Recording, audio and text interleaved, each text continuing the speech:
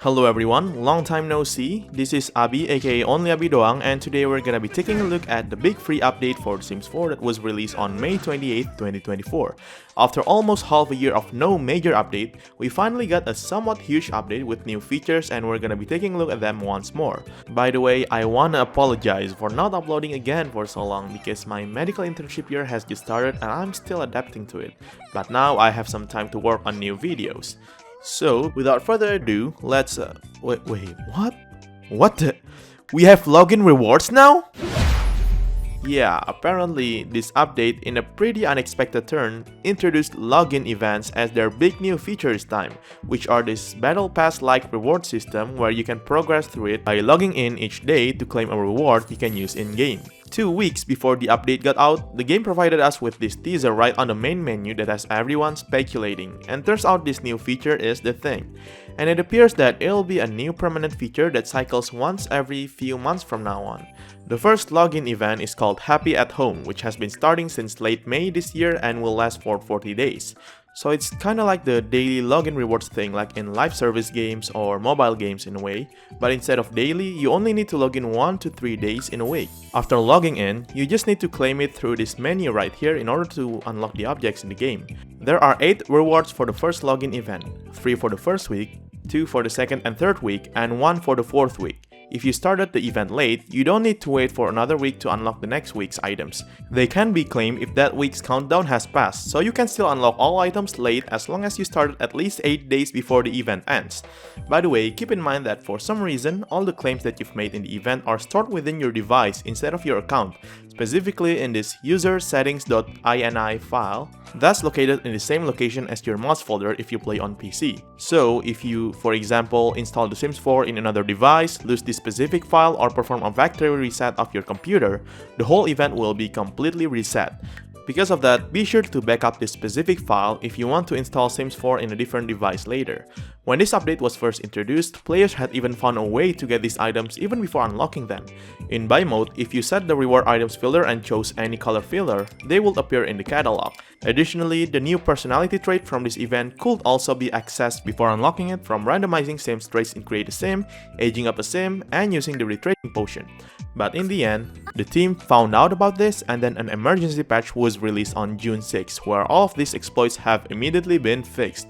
Wow, seems that they act pretty fast when it comes to this kind of bugs.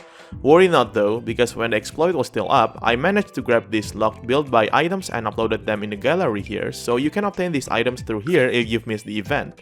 Once you've placed them, you can use the eyedropper tool to copy them or the design tool to change their swatches even if they won't appear in the catalog. Now, let's take a look at these reward items.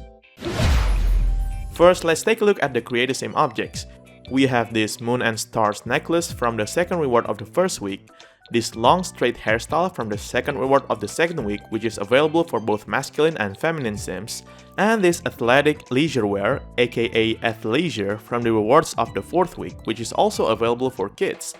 I also uploaded a household with Sims wearing all the reward Create a Sim items and personality trait to the gallery for those who haven't obtained it, but it may be a bit harder to modify since the outfit will not be unlocked in the catalog and you cannot copy their outfit to other Sims. Now we get to the build by objects. The very first login reward on the first week is this dartboard called Bullseye Dartboard. This was once an activity exclusive to Get Together expansion pack, but not anymore apparently. For the third reward of the first week, we got this new mini fridge called Gordon Goods Mini Fridge. It's basically a recolor to the mini fridge from Discover University expansion pack. Mini fridges are practically shorter version of fridges. The difference is that instead of a glass of water or juice, you can grab a can of water and juice from this. Wow, today I learned that canned water exists. Still in the same reward, there's also Gordon Goods NanoCan 2.0. This trash can have the same features as the original NanoCan trash can, where it will give you 10 simoleons times the number of Sims in your household every time you put a trash in it. It's a perfect replacement if you think that the original NanoCan trash can looks too futuristic and cannot blend in with the rest of your home. For the first reward of the second week, we got this compact bar. This is the first bar table that only occupies 1 tile in length because all bar tables are usually at least 2 to 3 tiles long, but essentially it still functions like a regular bar table. For the first reward of the third week, we got this casual comfort pillow. This is basically a decor object, so they don't serve any gameplay functions. For some inspiration though, you can also use the Move Objects cheat to place them in specific places as additional clutter, like placing them on a couch, a bed, or I don't know, a toilet maybe? I'm not a builder. And finally, for the final reward of the fourth week, we got this Garden Goods vending machine. Once an object exclusive to Snowy Escape and High School Years expansion pack, the object is now available in the base game, but only from this event. You can buy some food from this machine, but unlike their pack counterparts, instead of canned drinks or snacks, it serves plated meals like a bowl of salad, a plate of ham and cheese, and stuff like that. Yeah, such a pretty weird menu for that. Besides that, it pretty much functions the same as the vending machine from Snowy Escape. Your food can sometimes get stuck and you can shake it to retrieve it, but you can be crushed by it and get injured. If you try to shake them again while still being injured, you may even die because of it, which means that death by vending machine is now a base game feature. I even tested it on my base game only version of The Sims 4 and it works. Now let's talk about the new personality trait that can be unlocked as the second reward of the third week, called Practice Makes Perfect. So what's the deal with this trait? Well, it was stated that they will learn a skill slower in general at first, but then, as your sim keeps practicing the skill over and over again each day, they will begin gaining skills at a faster pace, and in the final stage, they will learn the skill 50% faster compared to regular sims, hence the name Practice Makes Perfect. Skills are divided into 4 categories: creative skills like music, painting, writing, and knitting, social skills like charisma, comedy, mischief, and Salvadorian culture, mental skills like logic, fishing, herbalism, and wellness, and physical skills like fitness, dancing, and snow sports. And you need to always learn skills in the same category in order to gain the boost. Sims with this trait can also have a mindful walk where they will stroll around the neighborhood and they will feel focused afterward. Additionally, they can also have a soothing shower to get inspired. Oh, and if you haven't claimed this trait yet, you can have Sims equip it by using cheats. Activate the Testing Cheats On cheat and, while controlling the targeted sim, type in this specific cheat. I'll put the cheat code in the video's description. After entering it, the sim will now have this trait. For those playing in PC, this other new addition may interest you. This update also added in an experimental feature to run The Sims 4 with DirectX 11. For those who don't know, DirectX is basically a built-in graphic interface software on Windows that deals with the game's rendering, graphics, etc. Currently, DirectX 12 is the new version of it and most PCs run with it. Before this update, The Sims 4 still exclusively ran on DirectX 9. Which is the old version of DirectX that was released way back in the early 2000s, where old games usually used this. Since the last update, the game is beginning to be fully updated to run with DirectX 11, but for now, since it's still in the testing phase, players can activate this new feature by going into the game's properties in EA app or Steam and then type in this exact argument, then apply it. If you run the game with this argument, you will potentially experience enhanced game performance and graphics quality. This update is designed to increase the overall gaming experience, with improved rendering capabilities that will allow for more details and immersive environments in future releases. Keep in mind that if you used mods, you may experience visual issues with this version active, so be sure to disable mods first just in case. The team stated that in the future, the game will fully implement this version, so you don't need to activate it manually. I think those are the only new features included in this update. The rest of them are pretty much performance improvements and bug fixes. A while ago, The Sims social media posted this letter about the current state of The Sims 4 and how they acknowledge many performances and gameplay issues the game is having. So they decided to assemble a team to investigate and fix these issues. Well, it's about damn time. The game is almost 10 years old as of now. Anyway, in this update, they have made some optimizations to the game so it uses less memory, has fewer crashes, experiences faster load process, and gets better frame rate. I haven't gotten the time to do a comparison between the old and new performance, so please let us know in the comments if you do feel any difference after the update. There are plenty of bug fixes this time around and we'll be running through all of them. The issues left in corners will no longer be ignored when cleaning up. Plants won't grow weeds anymore when out of season. If they have them when it becomes out of season, it will be removed until it's in season again. Campfires will now stop causing many fires on the lot. A trash can is required message will no longer display when trash cans are present on the active lot. Skills will not randomly increase or change when leaving the lot or editing the household. The skills list is arranged in alphabetical order now. Previously, in the pack filler in Build By and Create a Sim, For Rent, Home Chef Hustle, and Crystal Creations are on top for some reason. This has been fixed. Careers will no longer have a blank daily task menu. Summon Grilled Cheese interaction will no longer drop from the interaction queue.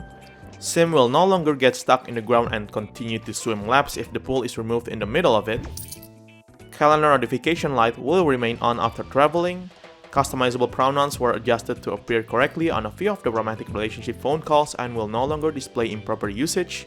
Sims can properly merge or move households with NPC Sims that are not in world. Now the merge and move button is accessible for them. For console players, after switching to build mode from world map, a red bar will no longer display in the upper right corner.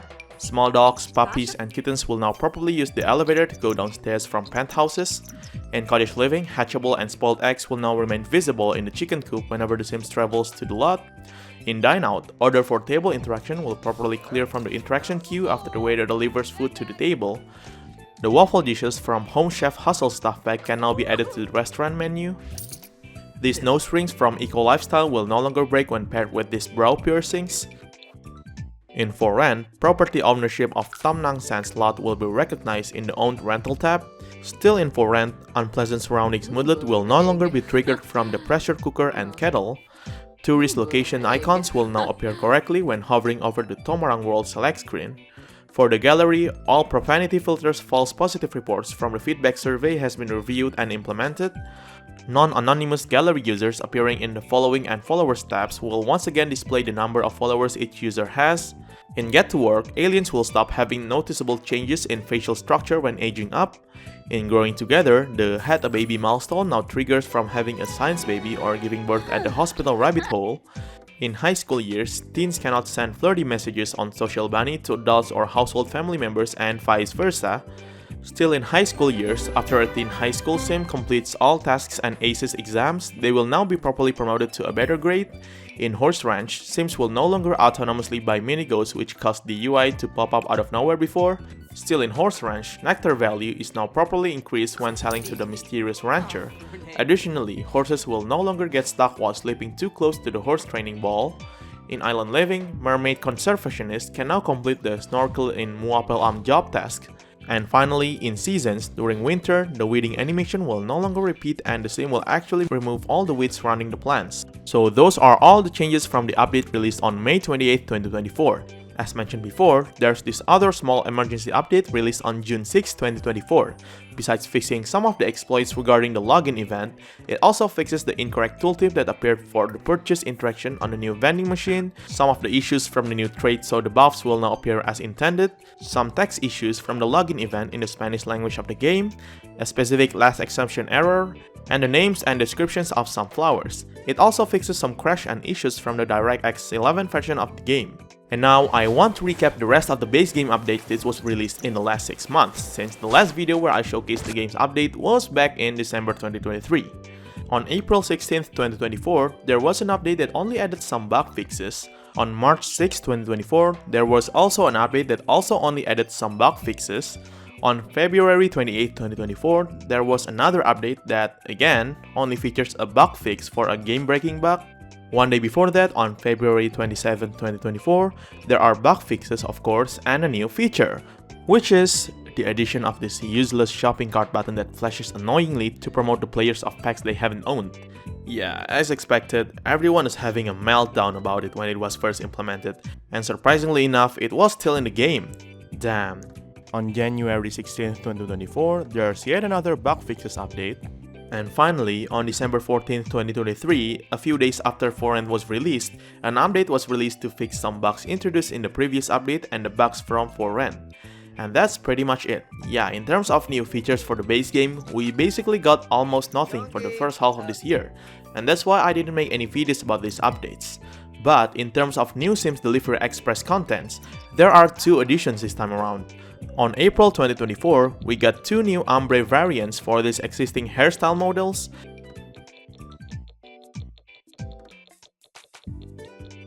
And on February 2024, we got some new vitiligo skin details for all Sims of all ages. There are several vitiligo patterns on different body parts, ranging from face, back, chest, stomach, arms, and legs. You can mix and match them between these different variants. So those are the new things added to the game on June and also a recap to all the other updates before. What do you guys think of these additions? Let us know in the comments down below. Thank you so much guys for watching this video. I hope that you like them, and if you do, feel free to subscribe to my channel if you haven't. See you later.